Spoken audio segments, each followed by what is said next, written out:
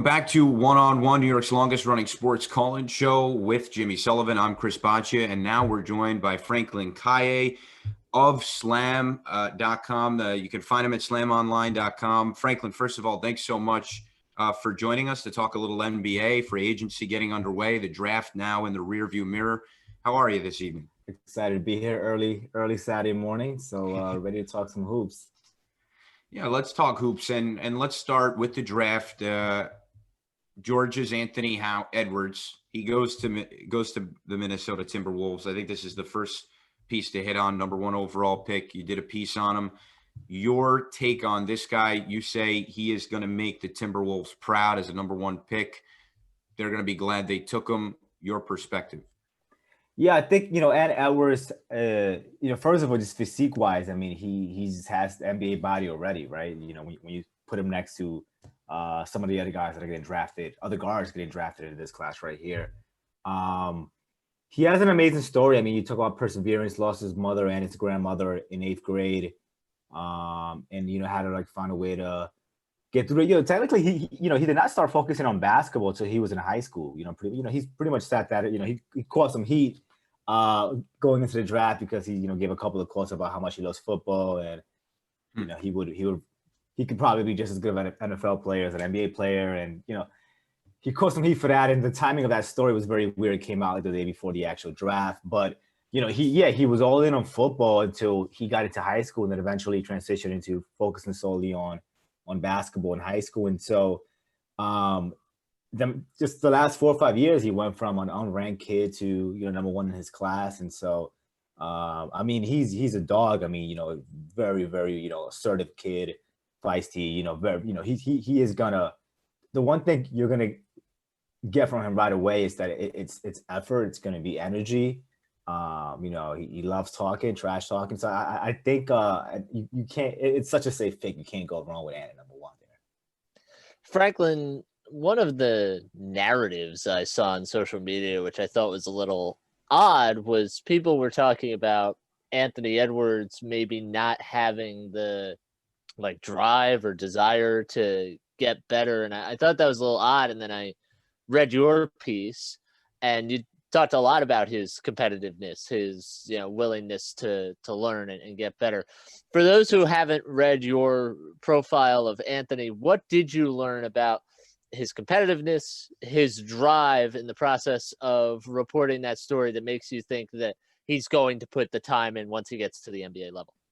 Yeah, he gave a very funny anecdote. We were talking about quarantine and how usually the pre-draft process is a 3-month process. This year became an 8-month process, and how he had to still remain active and try to not be bored during that entire period, just waiting and waiting and waiting. And we were talking about new things that people were picking up during quarantine, right? New skills, new things that people were trying. And he said that his brother, his trainer, one of his friends, and him they were staying together during lockdown, they picked up ping pong, right? They were playing ping pong. That became a thing.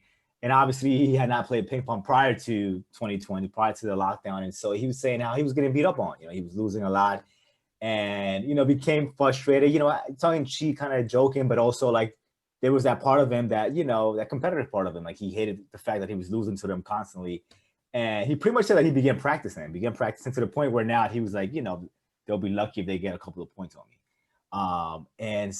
And I was kind of making a point, something as minor as that, right? That he would take it to offense to the point that he would go all out on practice. And he made it, he pretty much said himself that he made it a thing where he went in there and made sure that he took the time and energy to really get better at it. And obviously it's not the same thing as basketball, two completely different things, but I think little things like that kind of just show how much of a competitor he really is. And so, it's so weird because during the pre-draft process, a lot of those stories and articles are they're coming from rival agencies and rival agents. And so a lot of it's smoke and mirrors, and it's really hard. It's amazing how every time during the pre-draft process, you get so much contradicting reports about the same players. And it happens all the time, depending who the source is and who it's coming from. So I did read a couple of those. I mean, like I said, the story about him saying that, he really, his passion was football growing up, and that, especially, growing up in Georgia, and he played football all the way up to essentially when he got to high school. So that's the timing of that story was really interesting. And there was a couple of quotes that kind of came off a little bit, people took it and ran with it. It was one of them when he said he doesn't really necessarily enjoy watching basketball as much. And I think people definitely took that and ran with it. But if you just watch tapes, right, and watch this game, and I'm pretty sure the Timberwolves did a whole lot of that, you see just the competitive drive and how much it, and I think in the story, what I was trying to say is that it kind of, there was like that meme during the Last Dance, right? A bunch of memes came out of the Last Dance, but one of them was like when Jordan was like, and I took that personally. And Edwards is that kind of guy, something as small as ping pong ball and like losing constantly, and him just decided he's had enough and really, he was just bragging about how much better he got and the fact that he was able to beat up on them by the time the summer rolled around. Another guy that you've covered, Franklin, is Cole Anthony, and he goes to the Magic, and really, to me, cool to see the emotion there. Something you also saw with Obi Toppin, the Knicks pick. How does he translate to the NBA? He brings the IQ, is a thought from UNC, played a little bit in New York City. What does Cole Anthony bring to the NBA? Yeah, I think with him is, obviously he's tenacity. He's a very vocal player, vocal guy on the court. Very hard nosed. You got to think like Cole Anthony, that obviously being Greg, he's prepared. I mean, he's had the right people around him for such a long time. We shot a cover with him when he was in high school. It was right after his junior year. And funny enough, on the cover, he's wearing his dad's New York Knicks number 50 jersey. So he was wearing down the cover, foreshadowing, whatever you want to call it, a little bit of, sprinkle good luck in there. And as it turns out, now he's an NBA player. He's going to be playing with Mo Bamba, who was his AAU teammate with the Magic now. So he's going to be reunited with Mo Bamba down in Florida. So it's just, I think he's a very tenacious player, very hard-nosed. Obviously, there's a couple of things here and there that we'll see how it translates to the NBA. But I think overall, and Cole's one of those guys, like a lot of guys like Ant, who just came up a little bit later on it in their, I would say sophomore, junior year, kind of into the national spotlight. Like it's really hard to go in as an 8th grader, 9th grader, be like a top 10 kid, top 20 kid, and remain there. By the time you're a senior and going to college, and he was able to do that, and that's not as easy as people think. Usually, like those freshman high school rankings, by the time you're a senior, like that whole list is usually shuffled, upside down all over the place. And Cole was one of those guys that actually was able to maintain his spot pretty much consistently for the past, 4 or 5 years. And, UNC didn't have the best of seasons, and, he's had a lot of injuries, and I feel like he's caught a lot of heat, and, probably maybe affected his draft stock a little bit. But despite the fact that UNC didn't have the greatest of seasons, and the fact that he was injured, and the fact that he was still, remain a top 15, top 20 pick, I think, says a lot about, just how much teams were high on him.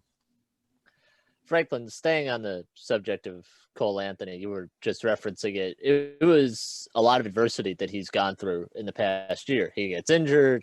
UNC has a bad year, probably through no fault of his own, just, kind of one thing leading to another. And all that's obviously before COVID. I'm curious, that kind of adversity that he went through in his year at North Carolina, how much do you think that could actually, in a backwards kind of way, almost help him as he goes to the NBA, being that he just had, a ton of adversity, dealing with injuries and dealing with losses? I think he made the point that it was the first time he'd ever been under 500 in his basketball career, if I'm not mistaken. Yeah, I think that's the best way to put it, right? Sometimes you get drafted and you go to a team and, well, most of these guys, they're the best players in their team, first and foremost. Their teams usually don't struggle much, right? They're the cream of the crop. And then you go into the NBA and you're playing for a young team, and now you're more in the losing column than you are in the winning column. And so that is a huge adjustment for a lot of guys, and not that Cole's used to it, because this was the one and only year that he pretty much had to go through that. But I think it does help in terms of, he probably was not criticized as much as he was the last 6 months, right? He was a top ranked player. Everyone in New York showed him love. He went down to UNC. And so he was under a lot of scrutiny, under a lot of pressure. The team did not perform as well. There were injuries. A lot of things went wrong.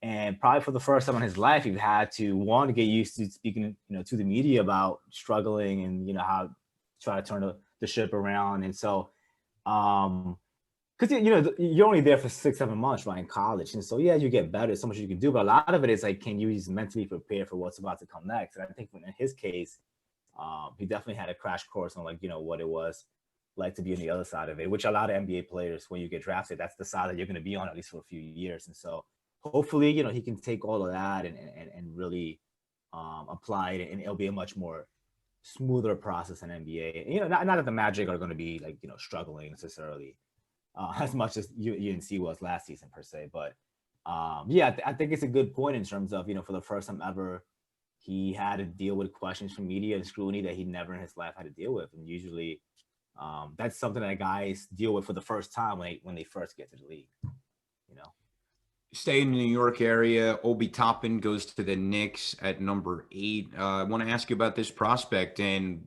just looking ahead, we're now in free agency, started 6 p.m. last night, and the Knicks have money to spend. Gordon Howard, perhaps a pursuit. Your thoughts on Obi Toppin? He joins the Knicks, and how this team looks in free agency. Yeah, I think it's so dope. I think it's so cool. Obviously, a New York kid, right? So a Brooklyn kid, hometown kid. You saw him crying. He was clearly very emotional to be able to just suit up for his hometown team. I think. He's he has an amazing story, right? He was unranked coming out of high school, no D1 offers coming out of high school. Had to do a 5th year of prep school just to try to get. He wasn't going to junior college because he had no offers. Ends up doing a 5th year of prep school, and that's where really the offers picked up, right?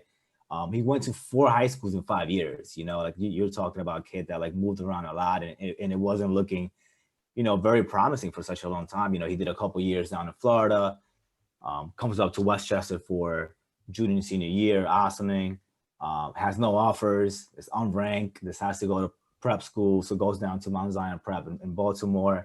And that's really where the offers start to pick up. And ultimately, he decides to go to Dayton. But then even then, he does not play as a freshman, right? He's academically ineligible his first year there. And so, he really like just came into the national spotlight like a year ago, right? A year and a half ago. And so he worked for it. He worked to get there. And, at pick number 8, they're drafting the Naismith National Player of the Year, and if you're the Knicks, like, it doesn't, you cannot get something better than that at pick 8, right? And so I think, and Dame was one of the best teams in the country. It's not like he was a leading scorer for this team that was like, like somewhere else. Like, they were projected to potentially be a Final Four team, Sweet 16 team had the actual tournament ever happen. So, I'm excited for it. I think, he was on ESPN like almost after every single night, right? His electrifying dunks. I think he was on ESPN probably much more than any other college player last season, you could probably argue. And so, shot 40% from the 3-point line. So it's not like he's just like a dunker or he's going to be down in the paint. So I think I'm excited. I think it's a very exciting pick. And not even just like Obi, right? They got him, Emmanuel quickly as well, right? And that's another guy like, that's SEC Player of the Year. He led Kentucky in scoring, like the Kentucky in scoring. He shot something like it was like 42, 43 from the 3-point line, right? He's known as a deadly shooter. And a lot of those guys that go to Kentucky, like, they're so stacked, right, with talent that usually they don't even get a chance to showcase their entire game. Like, he was there to shoot and play defense, but like he's a point guard. Like he can run the team, he can run the offense. And so I feel like a lot of guys, a lot of people will be shocked when they get a chance to see him in the league. Like he can do a little bit more than just like shoot and play defense. But obviously, when you're at Kentucky, you got to sacrifice a lot of your game because you're sharing the floor with a bunch of all Americans, right? So I think guys like SEC Player of the Year, led Kentucky in scoring. 6'8" wingspan, right? I think those two picks, and even a guy like Miles Powell, right, who they just picked up and the Knicks did as a free agent essentially. And Big East Player of the Year, right? Let's see home scoring. He's used to playing at the Garden and having big games at the Garden, the last 4 years. And I think Seton Hall won the regular season for like the first time since like 1993 or something like that, So he did his thing there, and I think he's an exciting one too. And he also has the New York, New Jersey flair in terms of guard swagger. So I think they had a really good night free agency wise. Draft night wise. Free agency wise, obviously we're talking about the Knicks here, and they haven't been the most successful in getting done in that regard. So I'm not too sure. There's obviously a bunch of rumors out there and potential things, but I do think that draft night wise, I think they did as good as they could probably do with what they had. Taking a 30,000-foot view of the draft here, I find it very interesting. I was looking at the draft, and you made this point in the Cole Anthony series as well, that you look at the draft this year, you have James Wiseman going at number 2, basically didn't play last year. LaMelo Ball goes at 3. He had played overseas for a couple of years. RJ Hampton is another American product, went and was not playing college basketball here. And the Knicks wind up with the guy who is the best player in college basketball, a guy who pops off the screen every time you watch him, and Obi Toppin at number 8. I'm curious just what you make of the draft process that, a guy like the best player in college basketball, like the SEC player of the year and the Big East player of the year, can fall through the draft, and then you maybe see some of these other guys who weren't necessarily playing college basketball, but who were able to go high up off the board. Yeah, that's a really good point. That's a good question. I mean, I'm curious if part of it is like, you're drafting a guy that's like 22. He's more on the older side for a draft player. And, a lot of NBA teams just love drafting based on like, down the road kind of big picture promise. And so I'm curious how much of that played a role in him kind of sliding a little bit to number 8 as a 22-year-old rookie, or I'm not sure when he's going to turn 23 exactly, but that may have played a role. I think what's interesting about this draft, right, is that aside from what you mentioned about all the guys that either played overseas or, in the case of James Wiseman, finished his college career very, very early back in probably a year ago, is that a lot of these dudes have not played competitive basketball. You count like LaMelo and James Wiseman are probably like pretty much a year from the moment they're going to actually debut in the NBA, right? There was no, so a lot of the guys were just kind of working out because of COVID in their own hometowns. Usually the agencies either put them together in Thousand Oaks in LA, or, they grab all their guys with real trainers and they put them in wherever they're based out of. And this year there was not a lot of that. Everybody was kind of training on their own in their own respective cities. And I'm one of those that I part of me feels like the rookies this year, I mean, dude, they're supposed to report to training camp in like 9 days, right? I kind of feel like, and now this is not going to happen, but they should kind of sit down for like 2-3 months and kind of get acclimated a little bit to the NBA before they actually like start playing. Obviously, that's not really going to happen, but I mean, part of me is scared for them, but part of me feels bad for them. Like, I don't know if they know what they're getting into. This is like the NBA. This is like the actual NBA. No summer league, like no real. Summer league is not the NBA, obviously, in terms of like talent, but like, usually the guys spend the summer in whatever city and town they're in, and they train in the actual NBA facilities with the real NBA trainers. There was none of that this year. They're getting drafted and they're going straight into training camp, and then they're getting thrown straight into the wolves. And some of those guys, by the way, have not played basketball competitively in a year. So all of that really scares me for a lot of them. And so I'm honestly like, I'm not even sure that some of these kids should even be going straight into like getting on the floor. I feel like a couple of them, most of them should probably like sit out for a couple of months. And again, this is a hot take because it's definitely not happening. But I am a little fearful. The expectations for LaMelo are obviously through the roof, and it's so unfair for a kid that hasn't had played basketball in a year, and all of a sudden has to debut in the NBA right off the bat. No summer league, no training at the facility during the summertime, none of that. And by the way, he didn't even get like a normal pre-draft process where he really gets a chance to really, it's just bizarre in so many ways. And like everyone's like, well, every player's gonna have to deal with that, right? LeBron finished playing basketball, 8 weeks ago, whatever. But it's a difference between a veteran doing it and a rookie literally getting thrown straight into the fire 10 days after he got drafted. So I think in general, I'm a little, I don't want to say scared for them or concerned for them, but they are getting thrown straight into the wolves like no other class in history has ever had to, which we'll see how that looks. Certainly strange times all around us. Can't avoid it. Franklyn Calle of slamonline.com. That's where you can find him. Thank you so much for taking the time on one-on-one, and Have a great rest of your evening. Thank you, guys.